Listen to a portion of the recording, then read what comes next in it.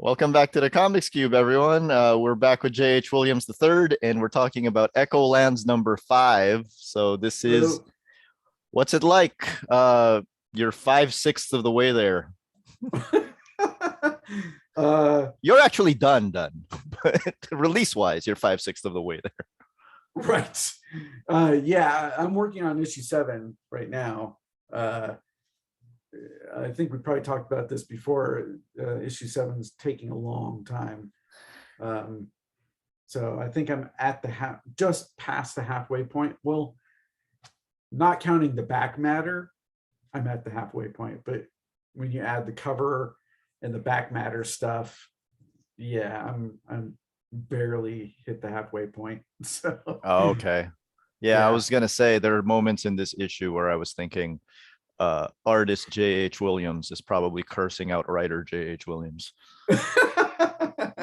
Yeah, there's probably every issue there's moments where I'm like, well, what the hell am I doing?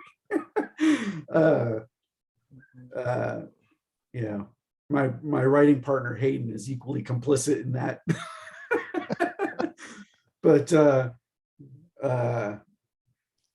yeah, it's like I've had a few people ask when they're going to see issue 7, and I hate to tell people, I just don't know yet.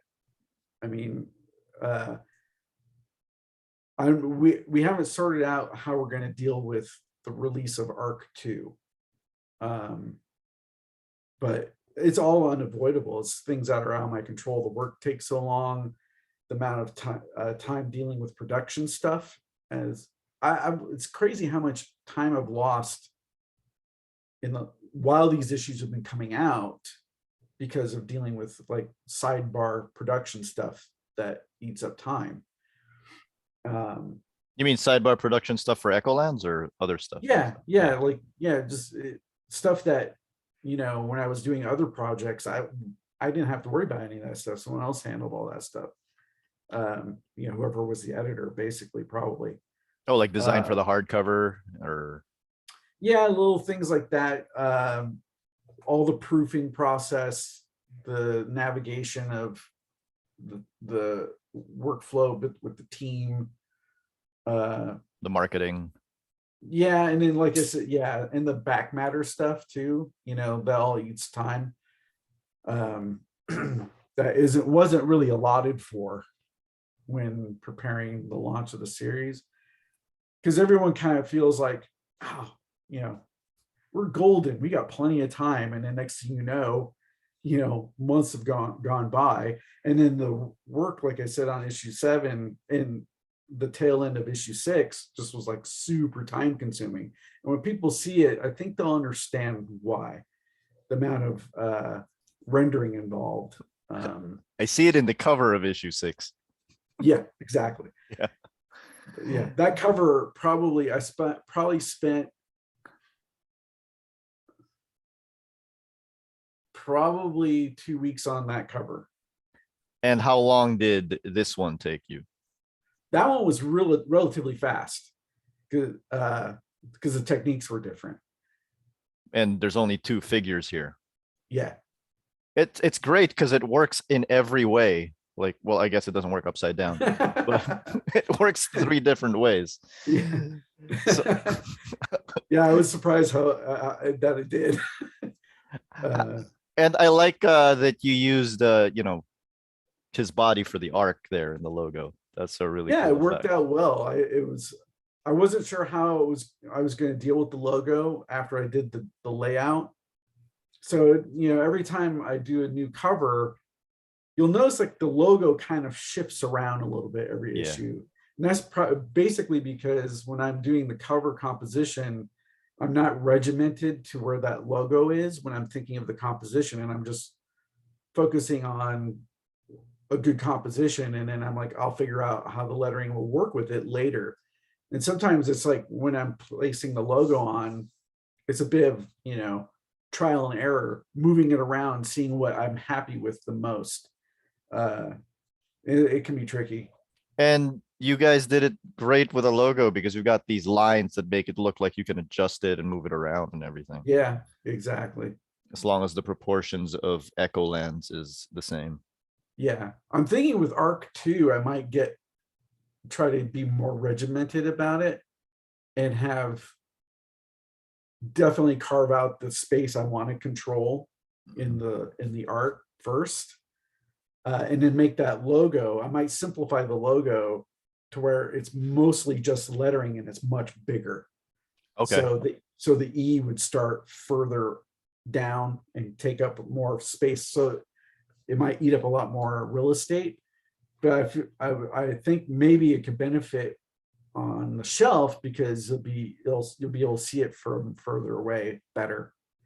And you did mention before that you might let go of trying to make it work in multiple directions, right? Yeah. Yeah. Now that everybody knows it's sideways. Yeah. Yeah. Speaking of the Echolands E, I went back through the previous issues because you pointed out that it had shown up in multiple scenes, and I was surprised to see that it was there from the very beginning. Yeah. So I feel like that'll be explained at some point, and that you're not going to tell me anything more about that. You're exactly right.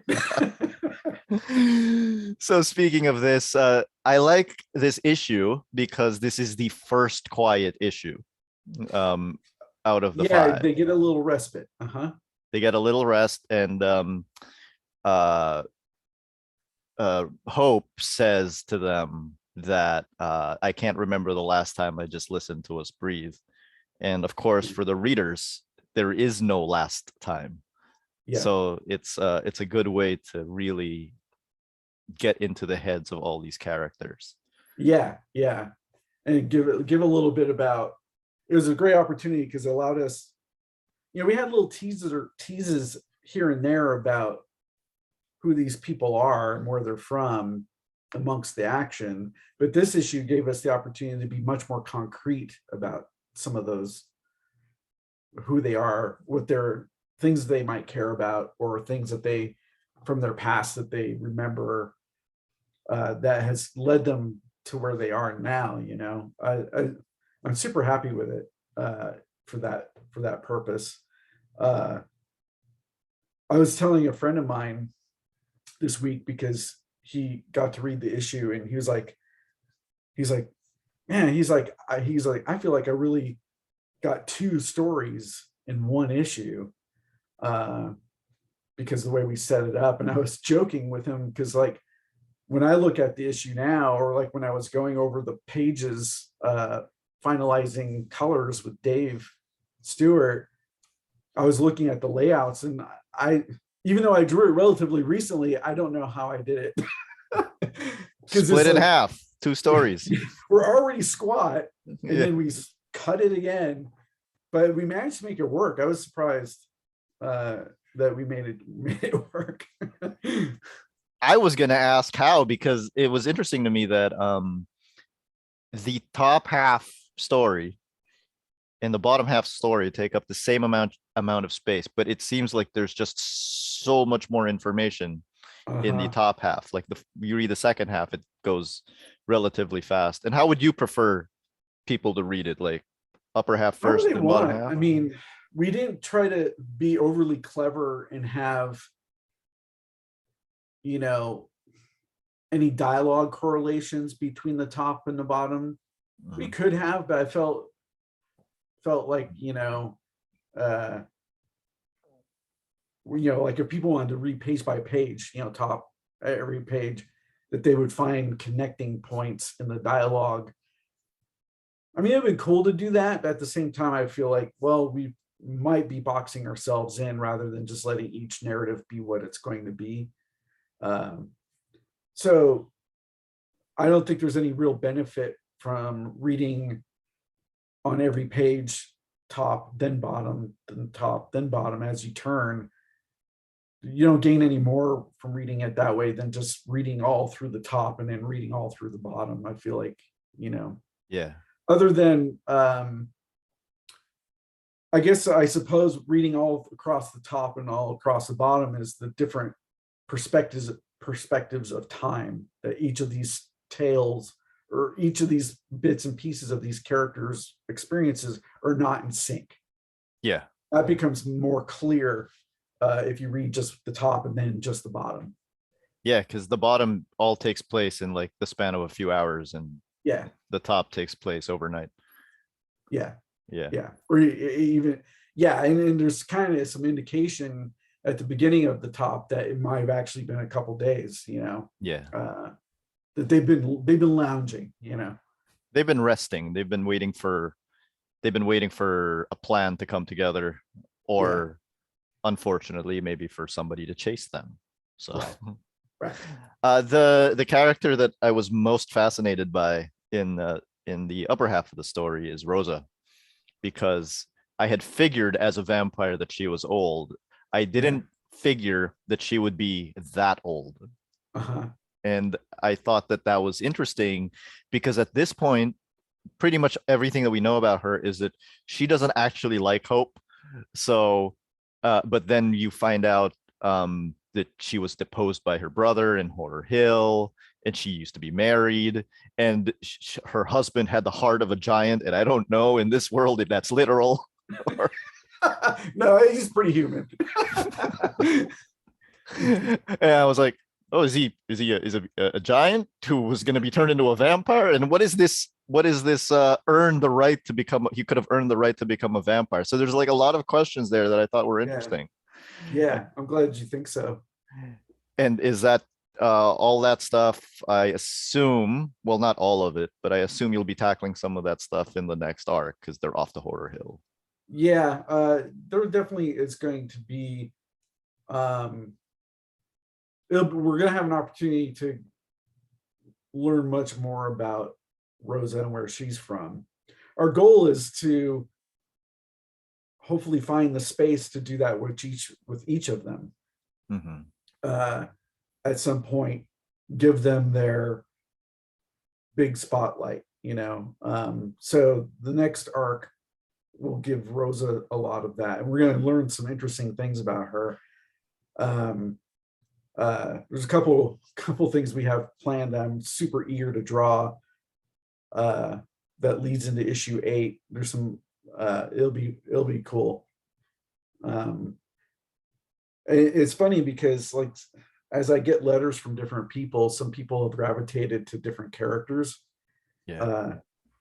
That some are their favorite. Like I think Hayden feels like Rosa is his favorite. Really? Yeah, he's always had an affinity for monster characters. I mean, has big, like a huge love for Universal monsters and stuff like that. If you get a chance to interview him, that could be something you guys could talk about. I've sent him messages. Okay.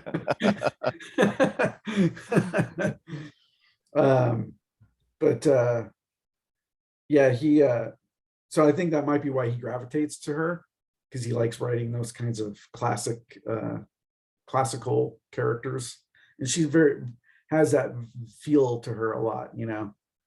And it does seem like Hope aside, she does take up a lot of the spotlight from among the crew. Yeah. Yeah. Yeah. Is that because of Hayden, or is it a natural organic thing? It's just I think it was a natural organic thing, because I think when in our original outlines, it's so funny because we've gone through a whole variety of outlines and stuff over the years, and different pieces came up or went away. And so sometimes I have a hard time remembering when we added something. So I always thought for a long time, I kept thinking our exploration of Rosa being in the comic was entirely new. But Hayden reminded me that she actually existed in one of our outlines, but not in the capacity we have her. So that she was going to be a character that we were going to introduce at some point, but not in this way. So the new changes with her was making her much more of an active, immediate role. So she was always going to be there. Being alive. I mean, he wasn't meant to be alive.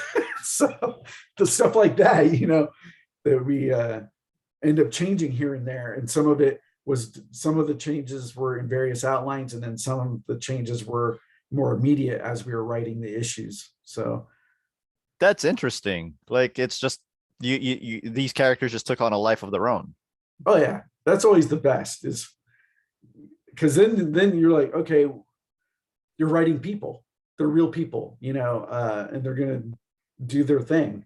And I kind of feel like, it's hard for me to speak for Hayden in this way, but I would imagine he thinks similarly, that sometimes the characters are telling you who they are or what they're going to do, So, and that can be tricky because you want to listen to that, but at the same time, you don't want to lose sight of your objective either. I think you see that in some TV shows sometimes where the side character just becomes so much more interesting, Uh-huh. and then it becomes about that character. Mhm. I don't really think it's best for the series or whatever. But who is your favorite? Is it Hope? Probably I'd have to, that's, pure biasness because, I thought of her when I was a kid. Uh, so I can't help but gravitate to her. Of the broader cast, I have a hard time deciding who would be a favorite. There's different elements of each one of them that I'm excited to deal with, and think about, the possibilities of where they're from. So as an example, some of the stuff that Dina says in this issue, talking about where they're from, was stuff that we hadn't really thought about. And I just, in one of the rough drafts of writing the issue, I just threw in some like, oh, maybe it's this and this, and who they were running from and what the name of the place was called, Yeah. and stuff like that. So there's some things that are spontaneous that I can't help but love, but then there's other things that I like for other reasons. So it's hard for me to choose. I think one of the things I'm happiest with, just because it's utterly ridiculous that we've done it, is what we've done with Rabbit, giving him Mm, this giant robot companion. It's just yeah. like, when we came up with that bit for the end of issue 3 and we reveal him for the first time, I was like, I love this. It's like, this is a story about a boy and his robot, and I can't help but love the nostalgic hit of innocence about it, the just joyful type of adventure tale Yeah. that, and so as we move along with Rabbit, we're going to get to see different aspects of what that means. I love that he has his own solo type of mission, solo type of adventure, because and that triggers all of my nostalgia because Ryoshin reminds me, like the way that he's designed reminds me so much of Mazinger Z. Uh-huh. And I Yeah. just love the way he looks and the way he's Yeah. drawn. Yeah. So it's a challenge to draw it, but it's fun. I guess the biggest challenge is dealing with the scale, because I ended up drawing him much bigger than we originally talked about. I think in the script we say he's only like 15 feet tall, Mm-hmm. but I made him like 35, feet tall probably. Yeah, I was gonna say about that. Like, how did you like? How is it? Because you have half the page here, and now you got to draw him in scale to Rabbit, and I'm like, how small are you drawing Rabbit? Sometimes pretty small. Like, are these just shapes now? I like that the metaphysicist can see right through Rosa and can see that she does have an attachment to Core and Hope, Yeah. but that she does not like to get attached. Like how, and I feel that it's very human. Like no matter how long you've been living, 500 years, something traumatic like the loss of a loved one is going to Uh-huh. haunt you forever, and I Uh-huh. think that's very human. I really like that part. Yeah, I do too. And what was super great about including that detail was, up until this moment, she's just been kind of like this hard ass, you know. Um, for me, I wasn't sure if how many people would actually like the character up until this issue, because she was just even Cora was like, back off or else, you know. And so, but there was a little hints here and there showing her sense of like you said, humanity, uh as we went along, and the way she would, like when they washed up on the beach of Treasure Island as an example, she's the one helping Castrum, Yeah. you know, stuff like that. Or when she helps Dina with the wounds, there's stuff like that where you're like, oh yeah, there's more to her. She's not just a cold vampire, you know what I mean? So, but And this issue I think really hits it home. and I find it also fascinating because she does mention that her husband could have earned the right to become a vampire, and that got me thinking, like, in a place full of vampires, like vampires don't procreate and make new vampires. You'd have to get turned into a vampire.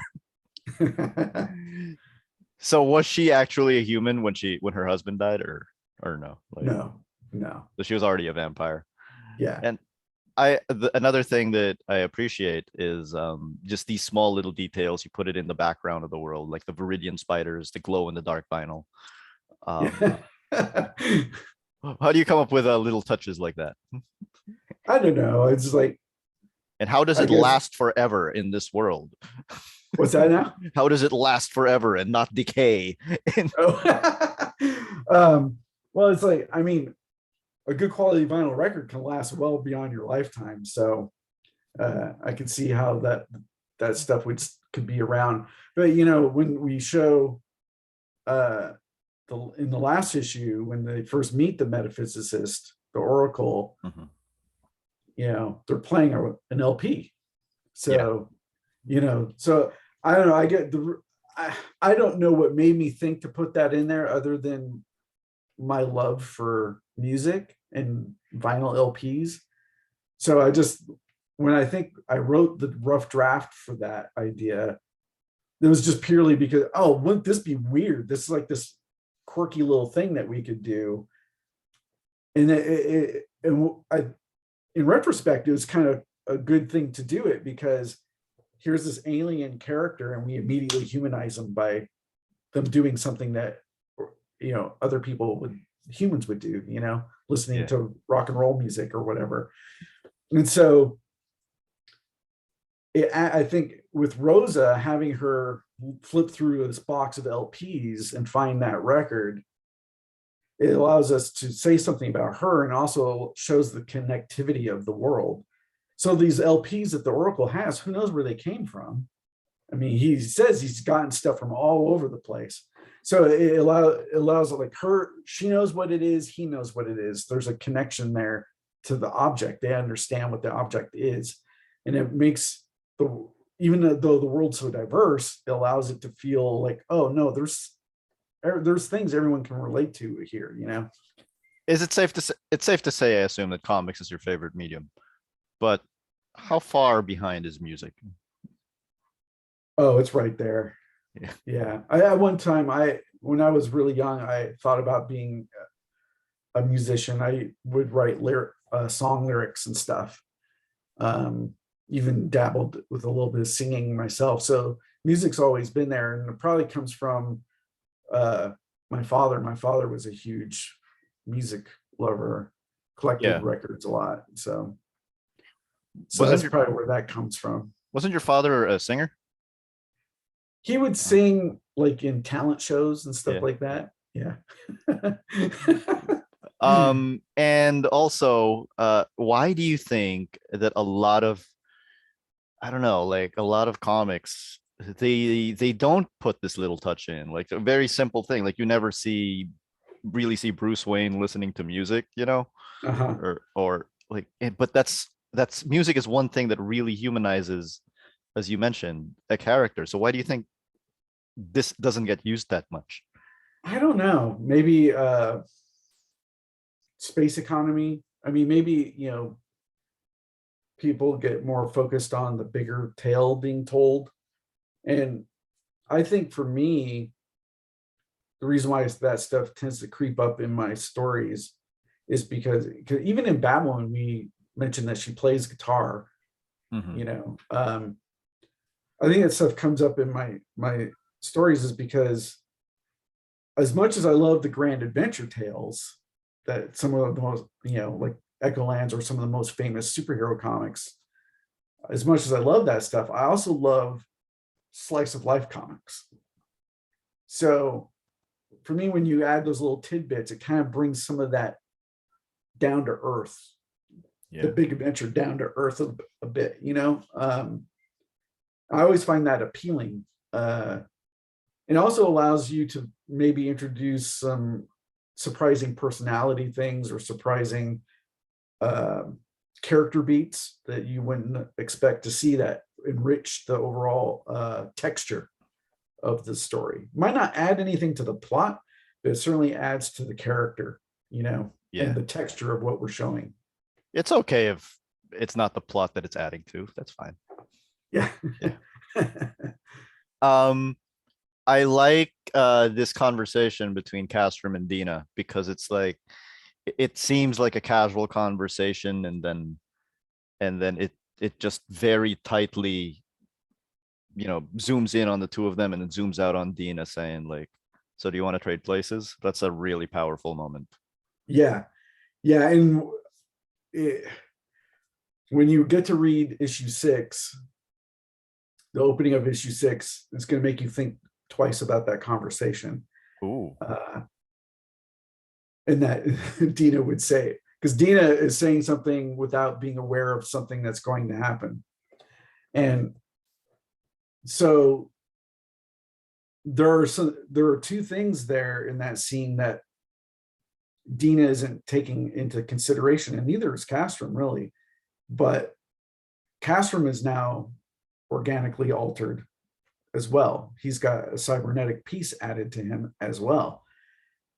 It's new for him, and he's sort of like, oh well, let's just keep going on, where Dina has lived with mechanical appendages again, out of necessity for a while, and how much it bugs them.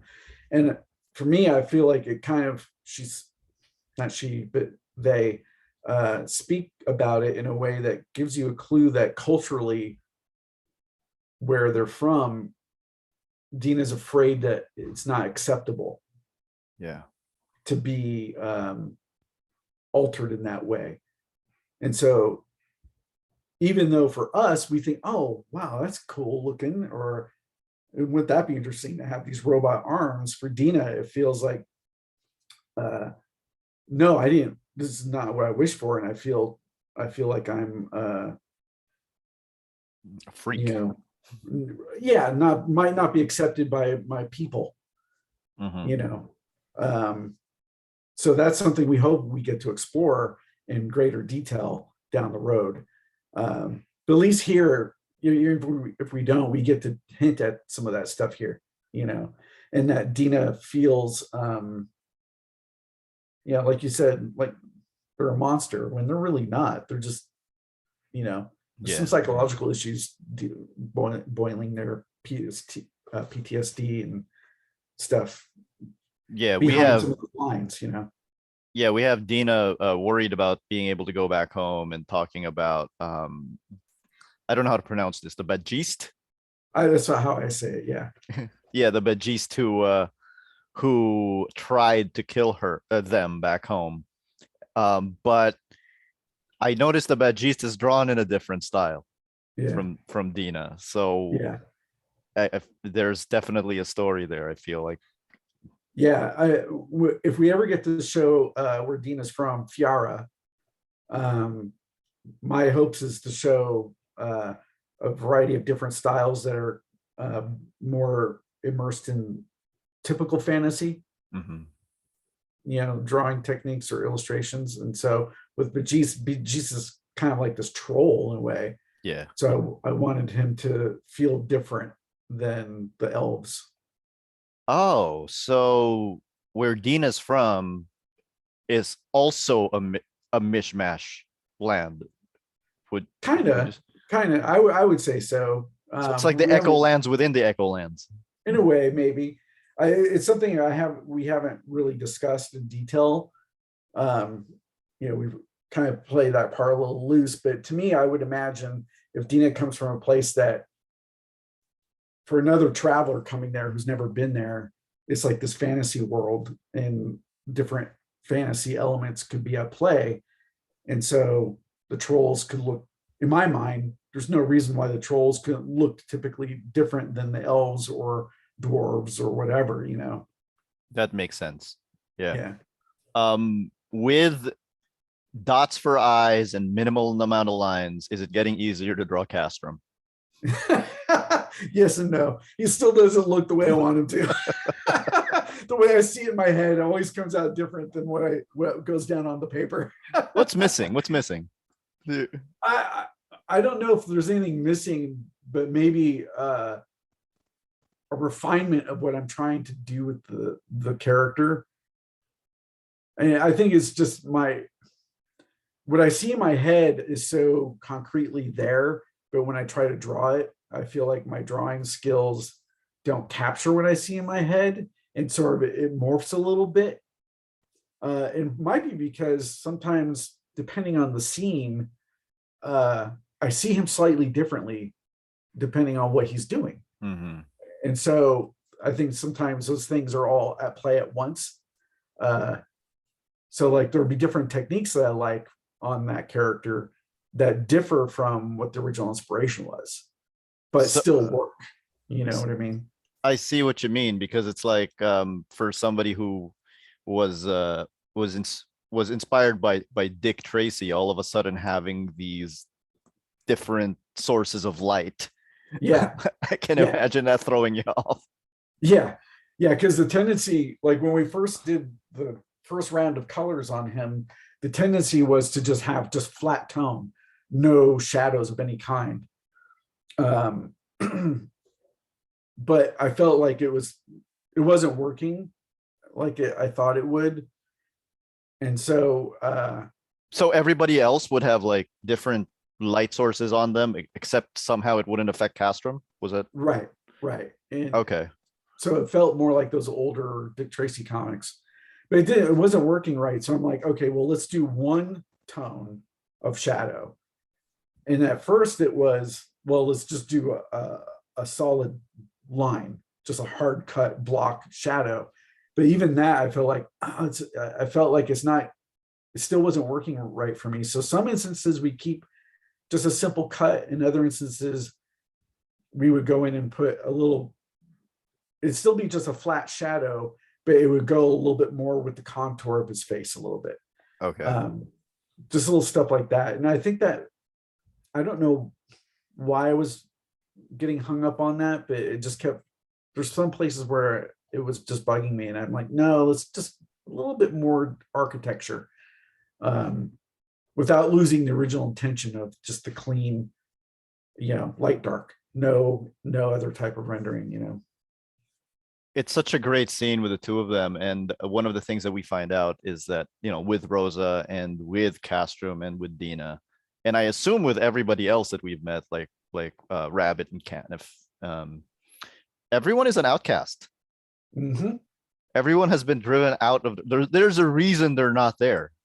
Yeah. There's a reason they were all found each other in San Francisco. Yeah.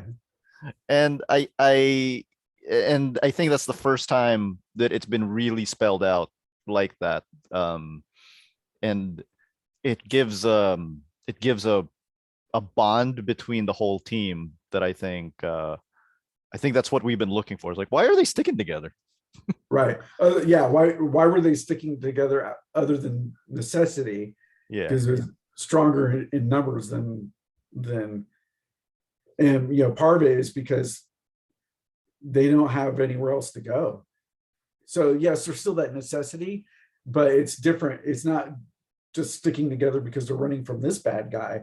They're also sticking together because they don't have anywhere else to go, and they're the only people they have. And, Yeah.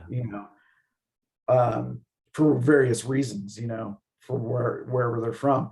And our hopes are to be able to get to some resolutions with some of that stuff to show like, all right, what was Castro dealing with in old Chicago? Well, why did he end up in San Francisco? And same with Dina and so on. So we're peppering these little things in there to show, no, each of these people have a whole story behind them. And it actually benefits for the tale we're telling, even if we don't ever get to tell any of that stuff, because it shows, you realize you're dealing with three-dimensional characters. Yeah. As personalities, Yeah, because Castrum is not three-dimensional in physicality. Right. Right. I laughed when you said what Castrum was dealing with in old Chicago, because I love these guys. That's so classic. I love it's such a good throwback. And also another thing that strikes me is this is the magic of comics, everyone. Look at how much is going on up here, and look at like all of the space here. Like that's all of the flexibility that you can do with comics. I find that really fascinating. Yeah. But yes, I too cannot wait to see what Castrum was running from in old Chicago, because I really just want to see those cops. Yeah, in the script, I don't know if we named them in the dialogue there, but they're in the script, we call them the Bulls. So it's like the Chicago Bulls, but it's not a basketball team. Oh, they do. Yes, they do have bulls on their helmets. Yeah. That's hilarious. And then the other thing that we decided to do is give them the upward arrow rune that belongs to Taros, but it's not the same color. Yeah, it's not the same color. And I want to say it's not the same arrow, or is that just because it's small? It's probably just because it's small. Okay. And it's, black on blue rather than red on black. Yeah. That was primarily to indicate that they're what's the word I'm thinking of? Different territories that have kind of what he talks about a little bit in some of his interviews, where he's made pacts with different lands. Oh, yeah. So they're like a territory that have unified with him, but not necessarily are entirely under his control. So it's more like they see eye to eye, and so it's not like the exact same people.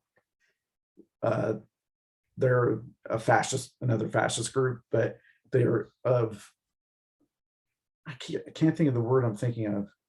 It's like grafting one culture into another, right? Like it's like it's almost like he's made them sheriffs of his, but they're clearly not the same law enforcement as the brown shirts that we showed in issue 1. But who would win in a fight? Is it the Bulls? They were fun to draw, giving each one such a different face. I love it. It looks like really old school 1960s cartoons. Yeah. And then so this whole comic, I think, is a masterclass in pacing, because there's sometimes there's so much story going on, like this conversation with Castrum and Dina, and then you go down, and then there's all of that negative space with Rabbit, and then you turn the page, and then it's just two panels of Core and Hope kissing, and it slows it down. It slows everything down. I think the pacing here is really masterful. I don't. Oh, thanks. Thank you. How does one master pacing in sequential art at this point? I don't know. I'm sure there's some sort of formula, but for me, I don't know what it means for Hayden, But for me, it's instinctual. I sort of like what feels right for the moment. And then and that leads to some of the experimentation that I would dabble in, like a great example of that is like with Desolation Jones. Mhm. The script for that was a typical script. The pacing was just this happens, this happens, this happens.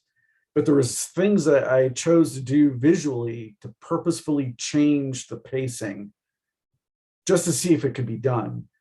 So when I was working on Desolation Jones, there was a period of time where I'm like, how do you capture, like in an action film, when all of a sudden the action is going and then all of a sudden it goes into slow motion. So you capture every little detail of what that action scene is.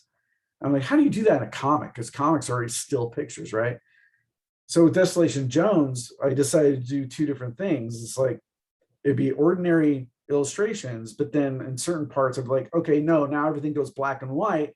So you get the immediate punch, or all black and red, so you get the immediate punch. But there was things I would do where I like, okay, it goes black and white, but now instead of hard shadows that I was drawing everything else in, I would do all this crosshatch.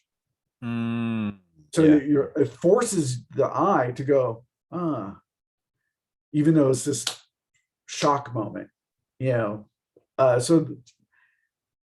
and that sort of decision was like, yeah, I put thought into it, but it was also kind of instinctual when to do it. And so even on something like Echolands, I kind of feel like I try to do what feels right, whether that means adding a panel or cutting a panel or breaking a scene differently. Yeah, I'm sure, like I said, I'm sure there's some sort of like formula that I'm not aware of, and I just do it. You've worked with, and you've worked with, and you're one of the people I can say this to with absolutely no exaggeration.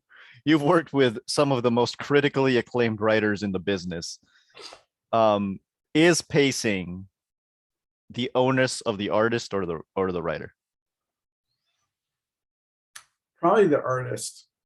The best comics writers think about the pacing, obviously, but once it leaves their hands, it's now up to the artist to either make sure their pacing, the way it's written, functions well, or to see what more they can gain out of it.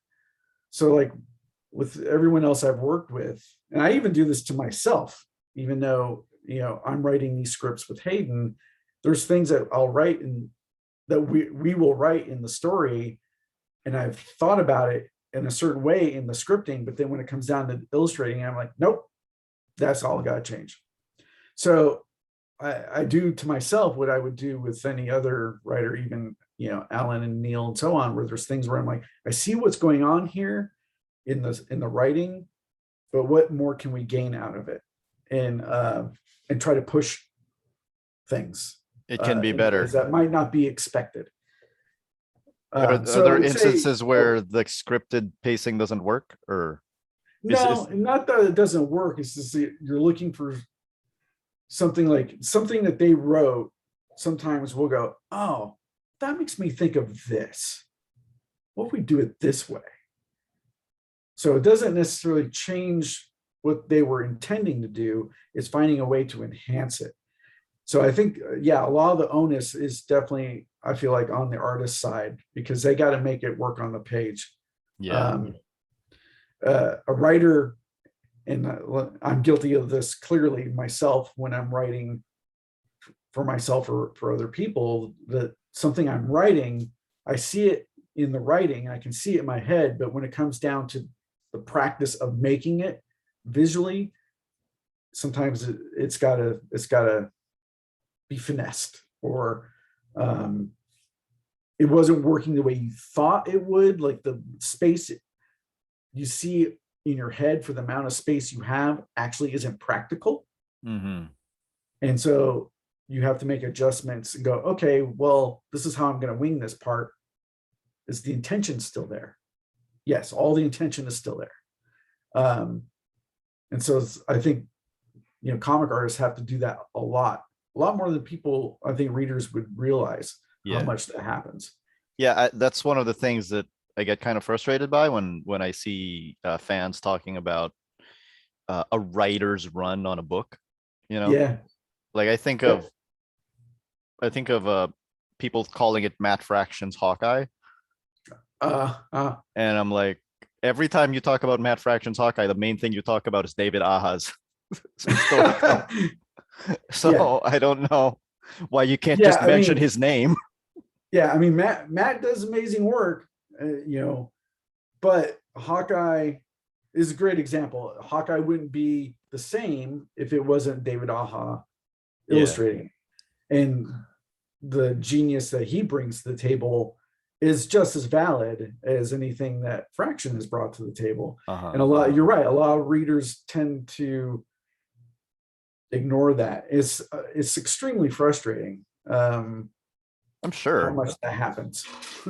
Especially considering how much more time it takes for the artists to do the work, right? Oh yeah, yeah.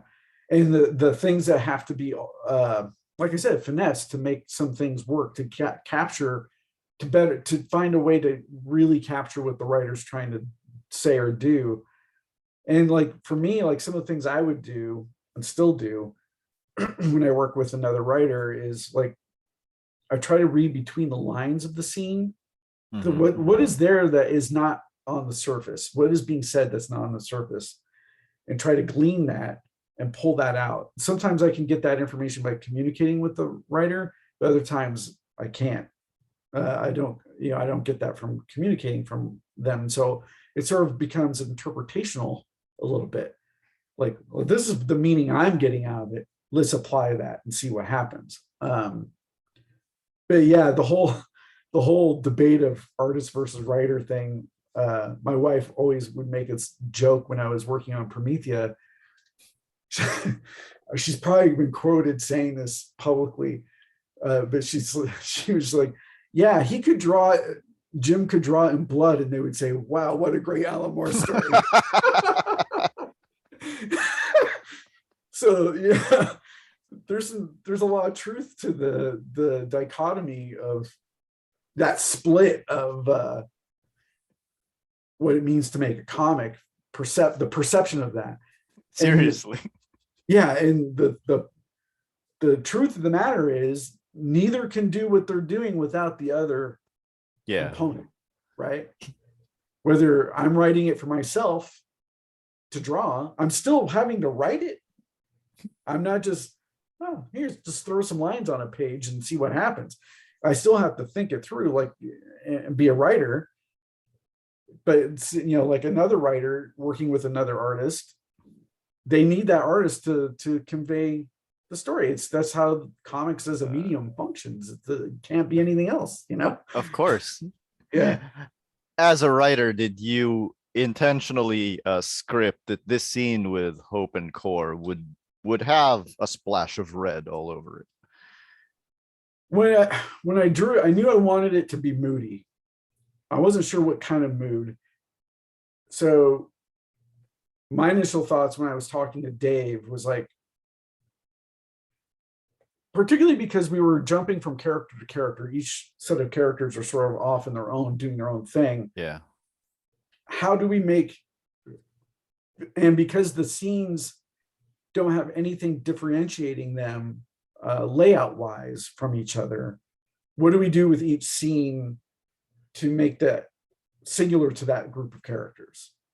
So, like with Rosa, there's all the busy color going on with her and the Oracle. The Castrum scene has a lot of cool tones, like trying to relax and just be like, Yeah. fresh, that cool, inviting, cool dark room. So with Hope, I was like, well, this is a love scene. Let's warm it up, is what I was initially thinking. I wasn't sure that's what we were going to settle on when I was drawing it, but I kept thinking about warm colors. And then when I talked to Dave, I'm like, what do you think of warm tones? And we kind of decided to push it a little bit to be almost monochromatic. Dave was like, look, let me mess with it. And when he turned it in, it was a lot more pink in it than I expected. I kept thinking, when I was thinking warm tones, I kept thinking more on the orange side for whatever reason. But communicating with him, he was like, well, I think if we went orange, it might feel too a little like aggressive. And so the pinks kind of soften it. And it's an interesting notion considering what she ends up talking about, remembering about what it feels like to get lost in her power. Going into the red. Yeah. But it was a great choice. Dave was absolutely right to soften it up and be monochrome. And monochrome is something that he and I don't do very often. But there's times like in the issue before when they first meet the Oracle and they have the feast scene, he put a slight yellow warmth on that to kind of give that a distinct flavor. And it's interesting to do that from time to time, particularly in the way we set up this issue to have a different palette for each scene, And it feels like one of those things, like I can imagine you being like, going through these colors and then when Dave turns it in and it's, it's light red, you're like, oh yeah, that I guess it should have always been red. Yeah. And it's interesting because it's like he and I will go through the issue before he colors it. I always have handwritten notes, but then we'll talk about it on the phone. And it's some scenes I have very distinct, like, no, this is what it's got to be. And other times I'm like, oh, what do you think? I ask him questions. What do you get out of it? And so that was a great example where I'm like, what do you think? Purples or something warm, warm tones. It's a love scene. And he's like, and he did, I don't know if he said in that conversation, let's go with pinks or reddish tones. But he's like, oh yeah, no, this would look, he's like warm tones here, which is great because the scene before that had all the cool tones, and then, like you said, when I get the colors, it's always like, oh, it's interesting how that worked out. I love working with Dave. It's such a collaborative experience because I'm extremely respectful about his creative input, but at the same time, it's in reverse too. He's extremely respectful and wants to know what I'm looking for out of a scene, and so he, is very in tandem that way, and it's cool to have that. And it's great too because like there's some things we'll try, and then when I see him, like, oh, that didn't work, we got to do it again. And I'll ask him, I'm like, is this working for you? I'm thinking maybe this part needs to be kind of different, and we'll talk it out. And a lot of times we come to a similar consensus after he's done the initial colors. Yeah. A great example of that is the colorfulness of all the scenes with the bancho, with the living sand. That's the magic of comics, everyone. Look at that. Look at the difference between those two things. And when he first turned them in, I have to admit, I'm a little spoiled. I get the luxury of being able to look at the colors in their work form. So I get to see all the layers of what he's doing. And so as an example with the sand stuff, the silica, he had a layer on there that has all those kind of psychedelic colors, but he had another layer on top of that muted them a lot.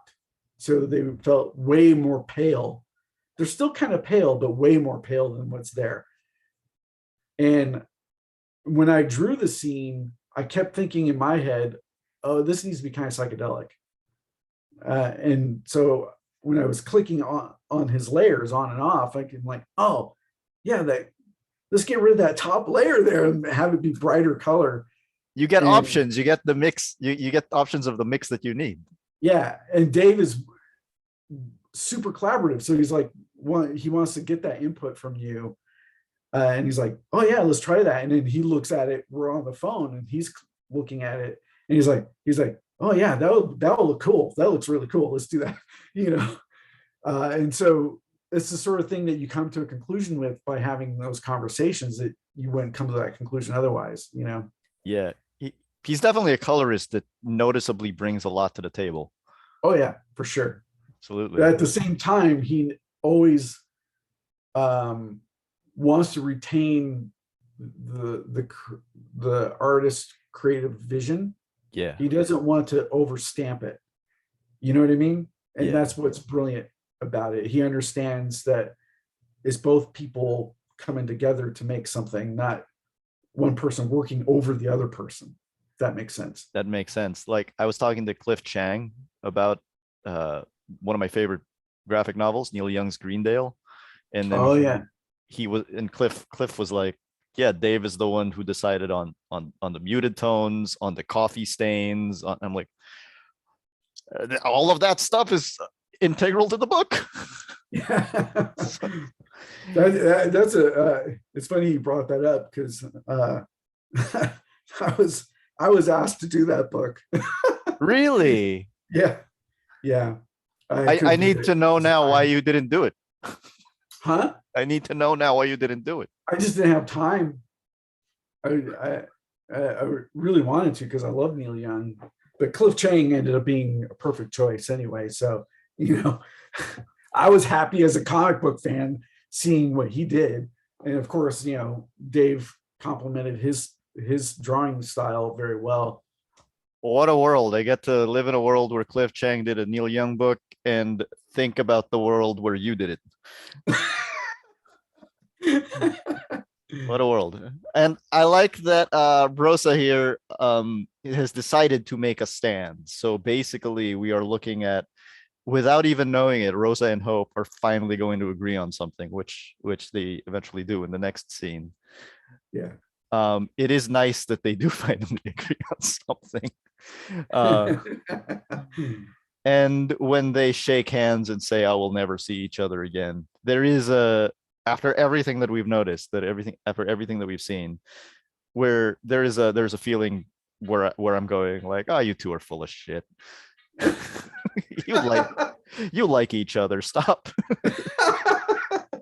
That was a tricky bit to get to, and it makes me think of a couple other things. Because we've shown that antagonistic relationship going on, but clearly they're willing to be around each other, right? Yeah. But there's this antagonistic, and Rose's concerns are valid. You know what happens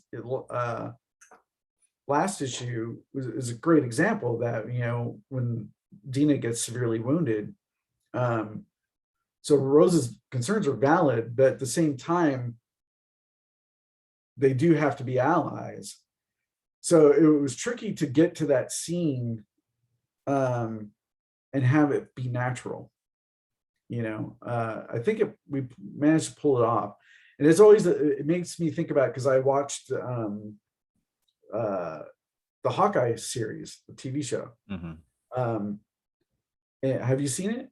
Are you going to bring up Yelena and Kate? No, No. I'm going to bring up Elena and Hawkeye. Okay, yeah. So the episode where, because she's gonna kill him, she is gonna kill him, and I'm like, they're going through the whole series, but she's hell bent on killing Bart, and we're up to the last episode, and I'm like, she's gonna have to realize, no, the folly of that. And we get through most of the last episode, and they finally have that moment. And I was like, they gave themselves such an incredibly hard task of writing a scene to get the character to go from point A to Z and come to a different conclusion than what they've been hell bent on the entire series, and be natural. Yeah. But they pulled it off. You know, a lot comes out of the performers, of course. The actors did an incredible job of making that convincing. But when you look at that, you're like, you had a whole character arc change in one scene. She And it did. felt natural. That's incredibly hard to do. And that was one of the things that Hayden and I were wrestling with, getting Rosa to get to there too. Because we've shown her animosity all the way through. But we had to get there, so. Yeah. When Barton does the whistle, you could see Yelena's face just completely change. Yeah. This woman is a great actress. Oh, she's fantastic. I love the performance in that. I like all the Marvel series that they've shown so far, but this one, this was the one that gets you in your heart. Yeah, it's really emotional, and they did such a great job with it. Yeah, to me, it's this one and WandaVision. Like, I like them all so far, but those two like get me right there. Yeah, particularly all the stuff surrounding whenever the conversations in Hawkeye became about Natasha was so effective. I mean, really, really effective. Yeah, I find it actually made you care, in some ways, care about Natasha even more. Yeah, they did, incredible stuff. It was one of those things because I thought killing her was the wrong move, but they've gotten so much mileage out of it. Yeah, like I still want to believe she's not really dead. I guess it'll depend whether Scarlet wants to do it again, because like the way they set up that whole storyline of her going to return the gem, or the moment that she died, is the moment Steve Rogers has to go back in time, or in other dimensions of time, to replace the stone where they found it. So in my view, there's a whole untold story there. This is me totally geeking out right now. Yeah. There's a whole story there where he goes back to replace the stone on that planet, has a last fight with the Red Skull. Yes, I was gonna say. And in the process, saves her life, but she's displaced in time. She's there somewhere. Right. But it's all dependent on Scarlet if she wants to come back. She's still like back in time from when they originally took the stone. Yeah, I have a friend who jokes that that'd be dope. That would be so great. I have a friend who jokes, like, whenever people ask, do you think Chris Evans is going to come back as Captain America? He just says, it depends on if he wants a new wing to his house.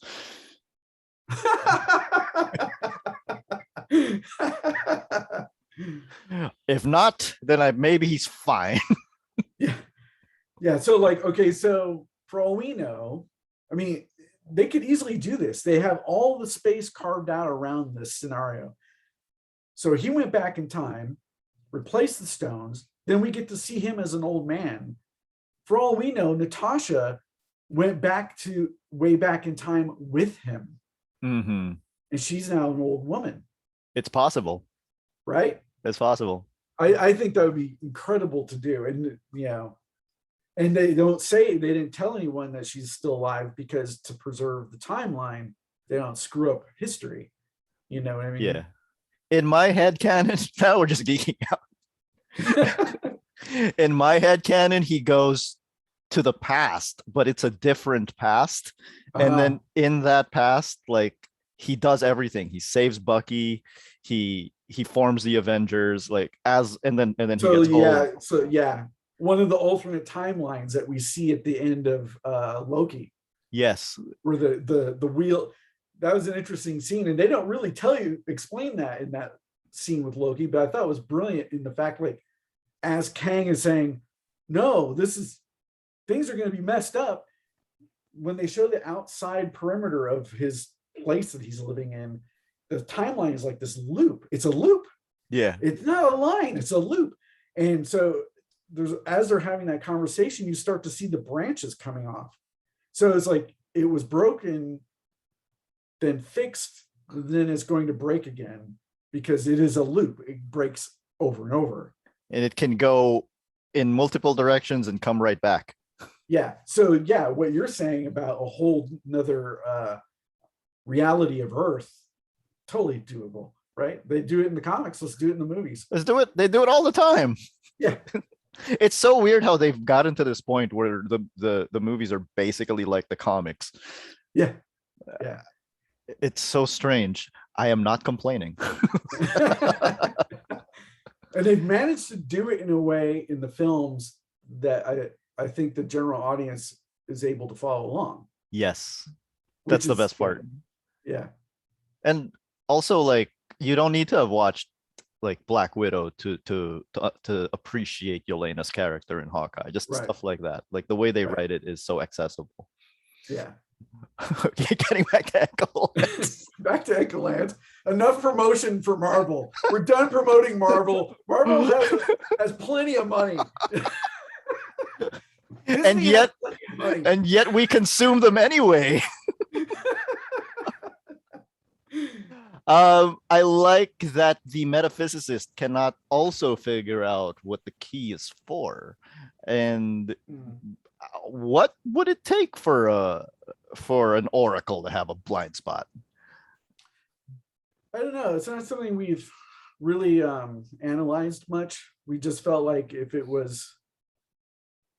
the oracle knew everything, it'd be too easy. Mhm. So in some ways, it kind of speaks about a little bit what we're talking about with the alternate timelines with Marvel, the idea of probability. So some things are clear and some things are not clear. So like when they first meet the Oracle, he's like, oh, you were supposed to be this number of people. Well, Yeah. So there's little things that like maybe he can see more of the bigger picture, bigger pieces, but not all the little pieces. The oracle can be wrong. Yeah. Basically. Or if not wrong, inaccurate because maybe you didn't know a detail. Yeah. Or thinks he understands something that might be different than the way he thought he interpreted it. I see that. Romulus is alive and comes out of the water. What makes a scene like this work? It has worked since 1979 in Apocalypse Now. It always works. What? I don't know. It's so tried and true, and I love it. And the expressions on their faces in that last panel, that was pretty fun. Yeah, like one of them is cut in half, and he's still angry. Yeah. he's not in pain or anything. Yeah. There's a second storyline to this comic, which is Rabbit Lost in the Echolands, and I feel like this title is a callback to something, but I don't know what. Am I wrong on that, or? I don't know. I guess subliminally, it's the title speaks to, well, a lot of childhood adventure tales about characters who end up someplace completely strange to them. And as an example, Alice in Wonderland, when she goes down the rabbit hole, I mean, she's lost in there, right? Mm-hmm. And she's trying to find her way home. It kind of is like that. And his name is Rabbit. Yeah. And so there's a lot, I think there's a lot of classic adventure tales, children's adventure tales that have that quality of being lost in this new foreign place, and and the idea of saying they're lost gives the subliminal cue to the reader that you have no idea what could be around the corner, which is cool. It's fun. That's probably why those kinds of stories in children's books are so successful, because when a character's lost like that, or even like Narnia, it's a great example of that. These characters go through this thing and it's all this new crazy stuff, and they get caught up in it and lost in this other world, and you just don't know what's around the corner. So that decision to use the word lost in the kind of maybe speaks to that. It's classic, I guess. This is Metamaru Mountain, and I find it interesting that the word meta is in there because we're talking about stories here. The robots are purposefully on this island because every story that has ever been told has robots going, coming, taking over basically, Yeah, and taking over. yeah, So they're purposefully removing themselves from that so it doesn't happen. yeah. Are the robots governed by story? Is Echolands governed by the nature of story? Um, yes and no. It definitely plays a part. Uh, I don't want to speak about it too much because I'd hate to accidentally spoil something. But So I'm the onto notion of something. notion of what we are creating here um, is this place where all these different notions come together. And story, yeah, like you said, it's like story kind of plays a part. Things that shouldn't be connecting are connecting. Or ideas, the fact that hope comes from, mythwood, which makes you think of fairy tales, but then core comes from this warrior reality. And then we have fourth Rome with Romulus, and then Metamover Mountain with the robots and Horror Hill. All these things, it's like they're clearly inspired by specific things. The reason for that will slowly become apparent. Okay.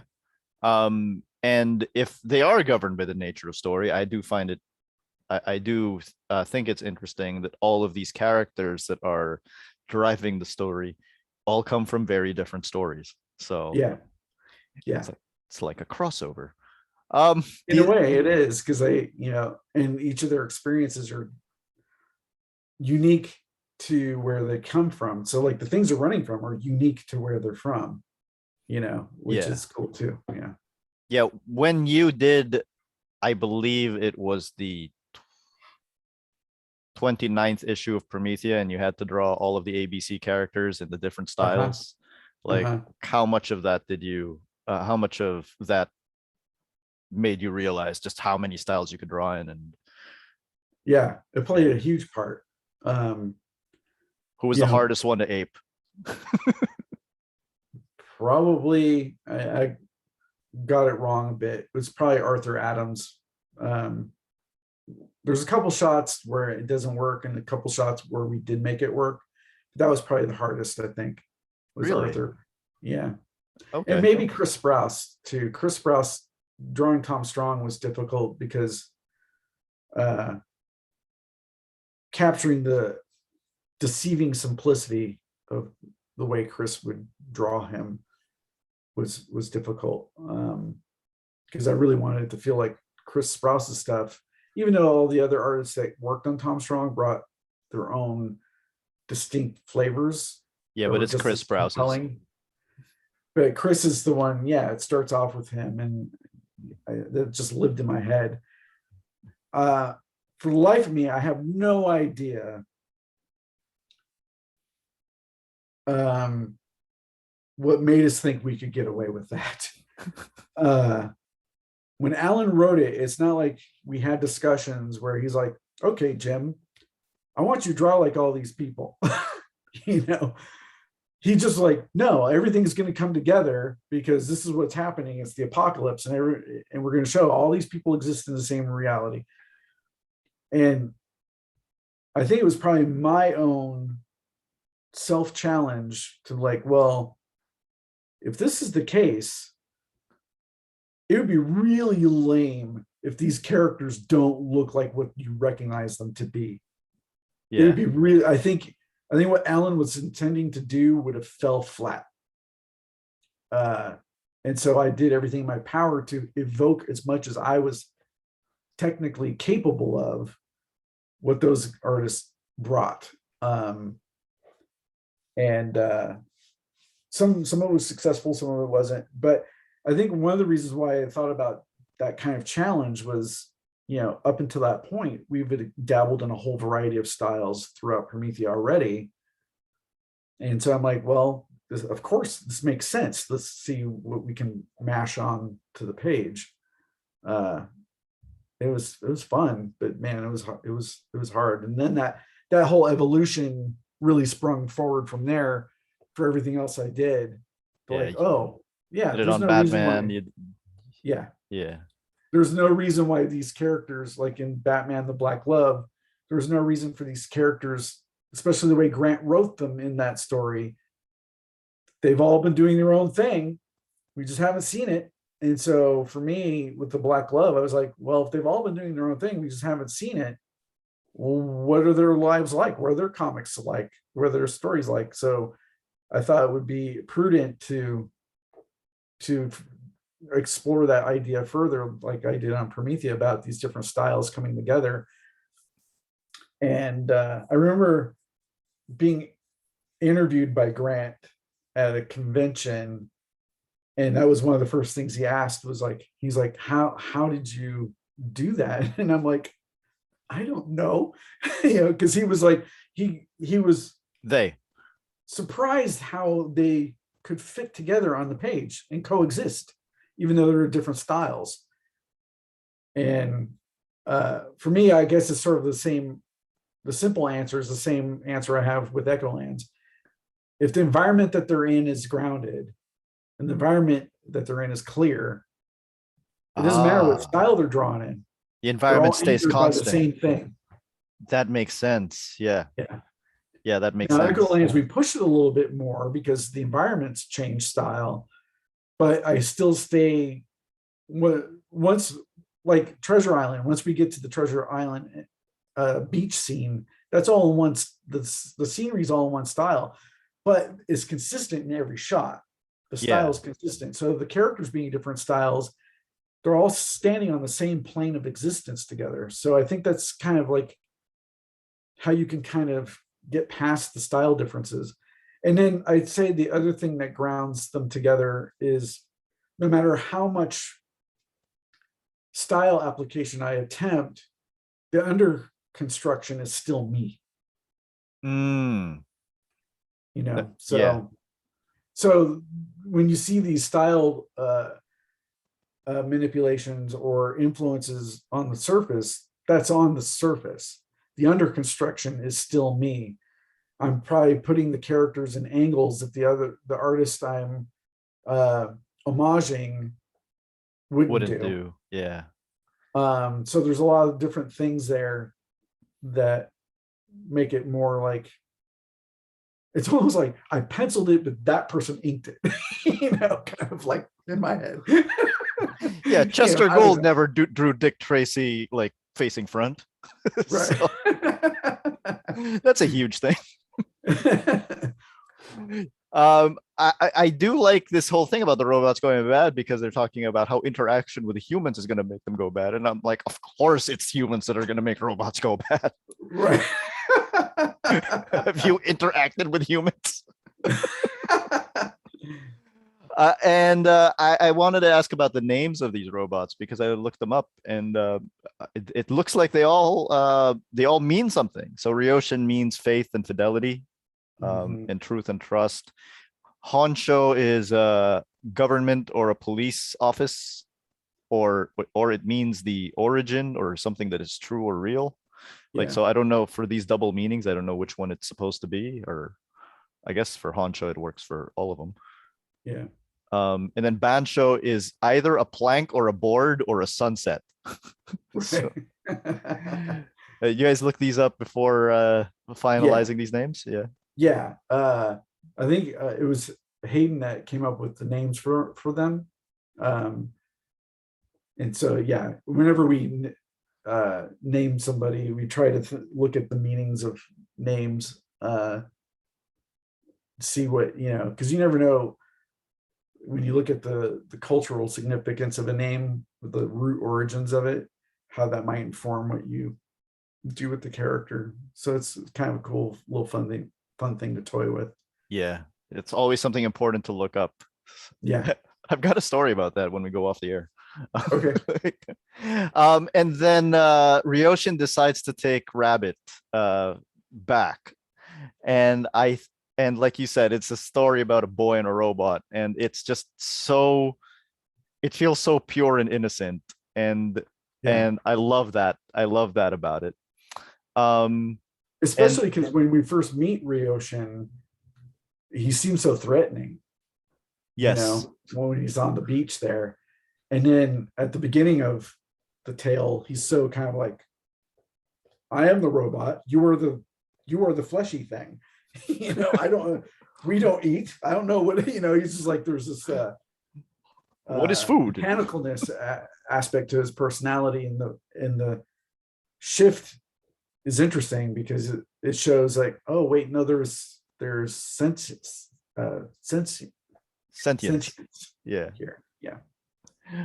And one of the things that I really like about it is him saying to die on an adventure that would be a good death, because you're talking about how this particular storyline reminds you of something like children's books, or Yeah. these innocent children's books, and that's straight out of Peter Pan. To die would be an awfully big adventure. That's a quote straight from Peter Pan, and I thought that was that's also what it reminded me of. It reminded me of children's books. Yeah. Yeah. Just a And I stark love Rabbit's answer to that too. uh no such thing. So Yeah. just need to keep you from breaking. Mhm. Yeah, so they've immediately formed a bond. So in this one comic, you have successfully created something that provides a lot of character work, a lot of exposition without it being too wordy, and some fairly mature scenes. And Yeah. then at the very bottom, you've also have what is basically a children's tale. Yeah. What mad stroke of genius makes you decide I'm going to do all of this in 20 pages? uh well, I mean, part of it was necessity. So we knew we left Rabbit at the end of issue 3. We didn't have room to address that in issue 4. And even with issue 3, we had to add 2 pages. It was 2 extra pages to reveal that story path for him. Mm-hmm. And we knew that we had to kind of hit that note again in the first arc somewhere. And so I don't know what came to my mind about the layout for issue 5. We also knew, this speaks to this a little bit, but we also knew, like, okay, it's really important now for the characters to have a slowdown. We've been chugging. Yeah, we're telling an adventure tale, but we really need to have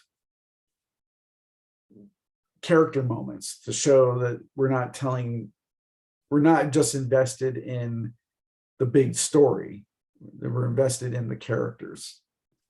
And we knew what was going to need to happen in issue 6.